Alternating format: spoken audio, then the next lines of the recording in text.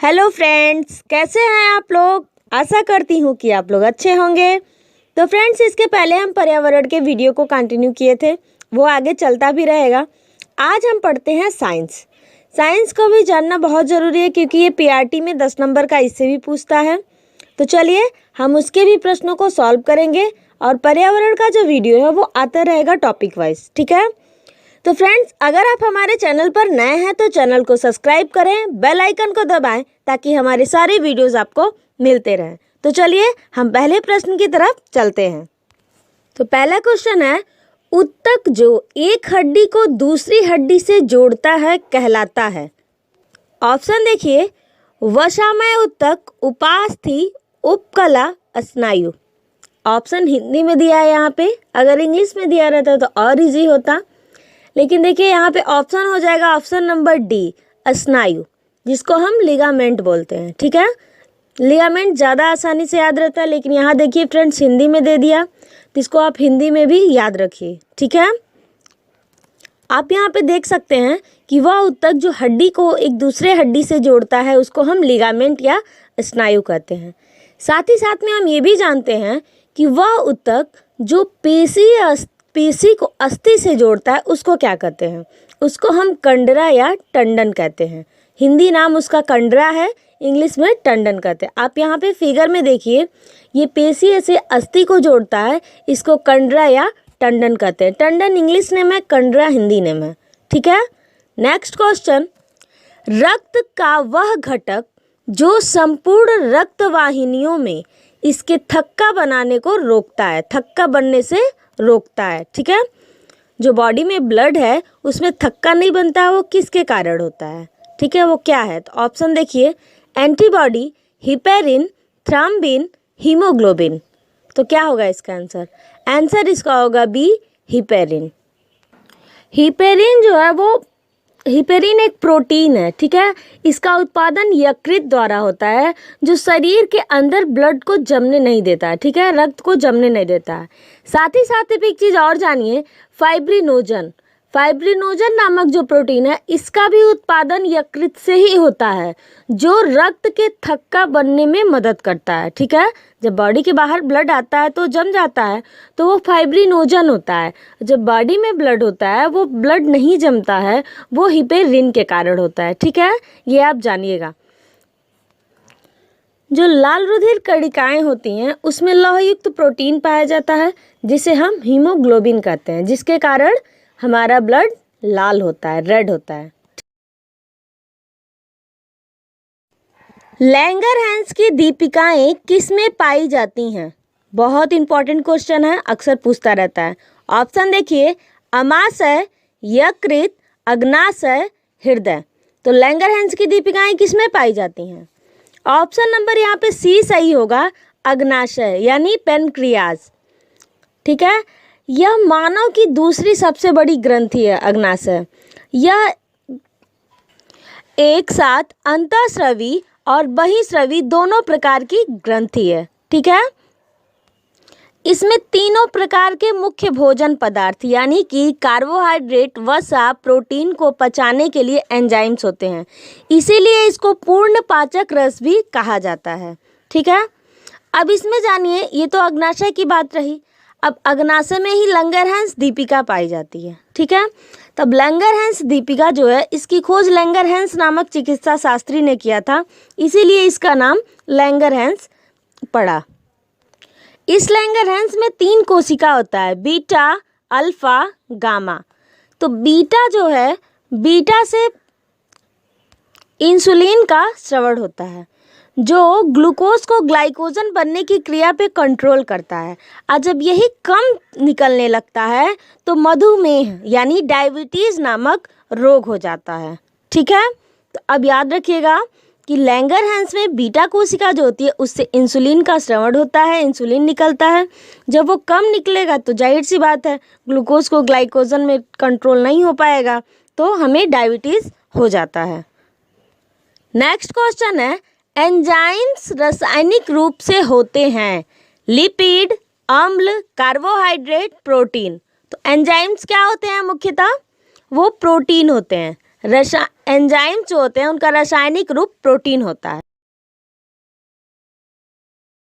Next question को देखिए, निम्नलिखित में से कौन सा अम्ल विटामिन भी है? ऑप्शन देखिए, फॉर्मिक अम्ल, एस्कॉर्बिक अम्ल, मौलिक अम्ल, पामिटिक अम्ल। तो क्या होगा आंसर इसका?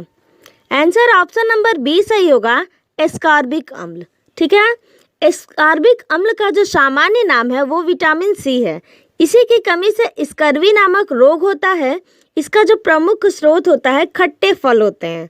ठीक है, जैसे नींबू है, टमाटर है, सब्जी है, सब्जियों में भी जितने खट्टे आते हैं, आलू, अन्य चीज़ें भी हैं। सबसे ज़्यादा विटामिन सी आंवला में पाया जाता है।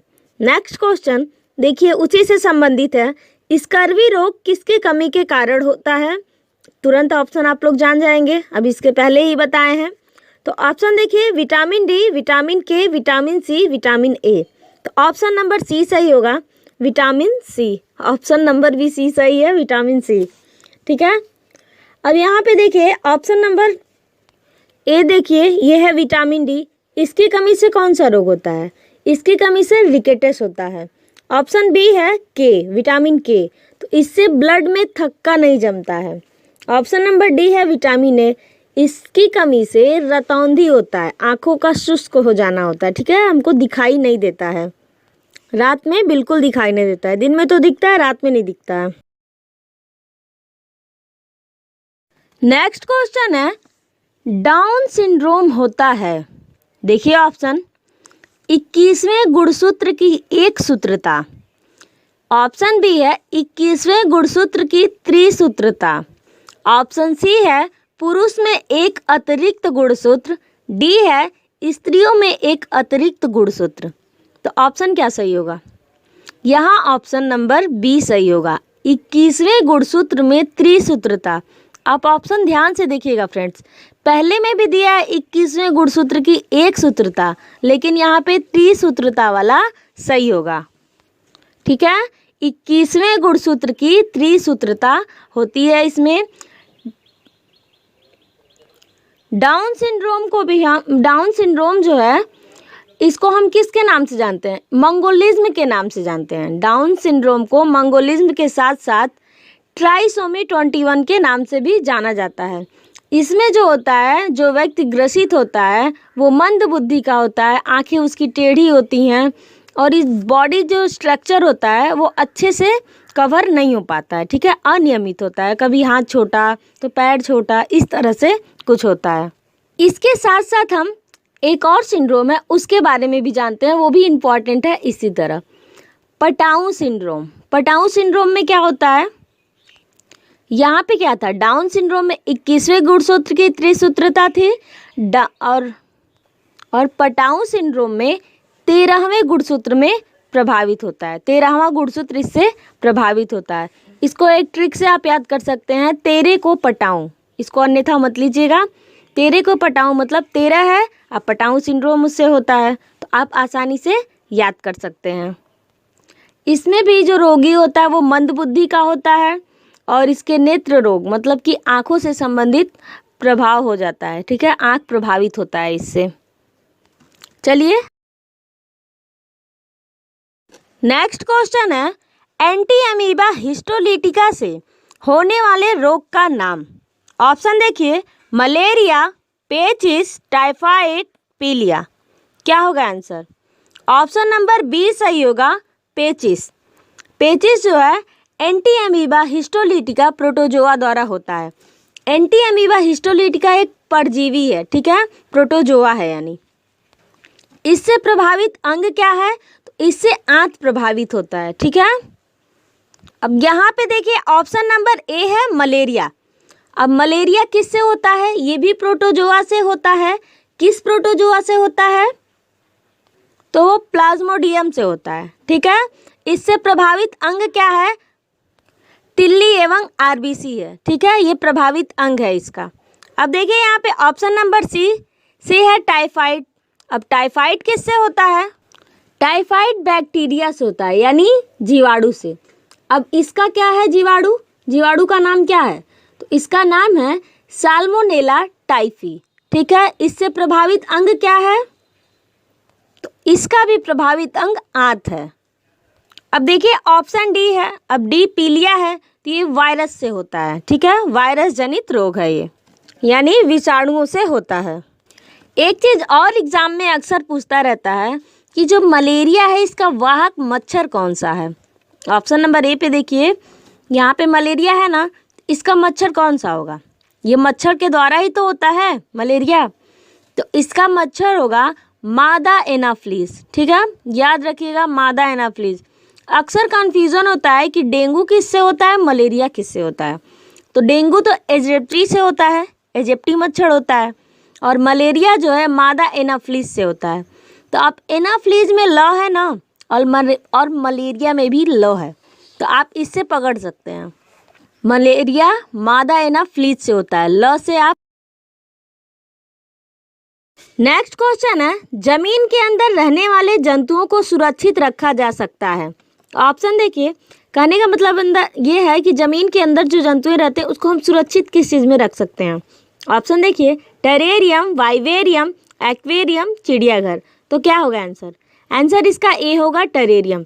जमीन के अंदर रहने वाले जंतु इसमें सुरक्षित रहते हैं, ठीक है। टेरेरियम कुछ इस प्रकार से होता है। देखिए अब आते हैं ऑप्शन नंबर बी को देख लेते हैं, वाइवेरियम। ये वायुमंडलीय जंतुओं हेतु होता है, इसमें वायुमंडलीय जंतुओं को सुरक्षित रखा जाता है। एक्वेरियम ये तो नॉर्मली है, अक्सर आजकल के घर में लोग रखते हैं सजावट के रूप में, जिसमें मछली है, कछुआ है, ये सब चीज़ें लोग उसमें रखते हैं, ठीक है। एक्वेरियम यानी जलीय जंतुओं को इसमें सुरक्षित रखा जाता है। चिड़ियाघर, चिड़ियाघर में नॉर्मली सबको ही पता है कि स्थलीय जंतुएं रहते हैं, ये पर्यटन स्थल के रूप में जाना जाता है, ठीक है। ऑप्शन देखिए, सॉरी फ्रेंड्स, क्वेश्चन देखिए नेक्स्ट। जो व्यक्ति एस्कॉर्बिक अम्ल वाला अधिक आहार लेते हैं उन्हें कौन सा रोग नहीं होता है। अभी इसके पहले हम बताए हैं एस्कॉर्बिक अम्ल का क्वेश्चन, यहाँ आ गया है क्वेश्चन, देख लीजिए, रिवीजन हो जाएगा आपका। ऑप्शन ए है रिकेटस, बी है पेलाग्रा भी इसको बोलते हैं, सी है स्कर्वी, डी है बेरीबेरी। तो ऑप्शन नंबर क्या सही होगा? ऑप्शन नंबर सी सही होगा, स्कर्वी। यानी स्कॉर्बिक अम्ल पूछा है, यानी विटामिन सी हुआ, तो विटामिन सी की कमी से स्कर्वी होता है। रासायनिक नाम है विटामिन सी का एस्कॉर्बिक अम्ल। अगर आप विटामिन के सारे रासायनिक नामों को जानना चाहते हैं तो आप प्लेलिस्ट में जाइए, हमने एक पूरा वीडियो बनाया है विटामिन के रासायनिक नाम पे, ठीक है, आप उसको वहाँ देख सकते हैं, आपको अच्छे से सारे विटामिन तैयार हो जाएंगे। अब यहाँ पे देखिए ऑप्शन नंबर ए है रिकेटस। अब रिकेटस किससे होता है? ये विटामिन डी की कमी से होता है, ठीक है। विटामिन डी की कमी से बच्चों में रिकेटस होता है, और वयस्क में यही बीमारी ऑस्टियोमलेशिया के नाम से जानी जाती है। ये याद रखिएगा, बच्चों में रिकेटस, बड़ों में ऑस्टियोमलेशिया। अब विटामिन डी का रासायनिक नाम क्या है? तो कैल्सीफेरॉल है। ये अक्सर पूछता रहता है कि रासायनिक नाम विटामिन के, आप उसको वीडियो को ज़रूर देखिएगा, आपको बहुत बेनिफिट होगा। तो विटामिन डी का रासायनिक नाम कैल्सीफेरॉल है। अब यहाँ पे देखिए ऑप्शन नंबर बी है पेलाग्रा। अब ये किसकी कमी से होता है? तो ये विटामिन B3 की कमी से होता है, ठीक है। ये त्वचा दाद है। अब विटामिन B3 का रासायनिक नाम क्या है? तो इसका रासायनिक नाम है निकोटिनेमाइड या नियासिन, ठीक है। B3 को निकोटिनोमाइड या नियासिन के नाम से भी जाना जाता है। ऑप्शन नंबर डी देखिए, बेरीबेरी। ये किसकी कमी से होता है? ये विटामिन बी की कमी से, B1 की कमी से होता है ये। अब B1 का रासायनिक नाम क्या है? तो B1 का रासायनिक नाम है थायमिन। रासायनिक नाम आप याद रखिएगा, ये बहुत इंपॉर्टेंट है, पूछता रहता है। तो फ्रेंड्स ये रहा साइंस का 10 क्वेश्चन, ये प्रैक्टिस सेट आपको कैसा लगा कमेंट बॉक्स में ज़रूर बताइएगा। हम आगे और प्रैक्टिस करेंगे। हमारे चैनल पर नए होंगे तो चैनल को सब्सक्राइब कर लीजिएगा, बेल आइकन को दबाइएगा ताकि हमारे सारे वीडियोस आपको मिलते रहें। फ्रेंड्स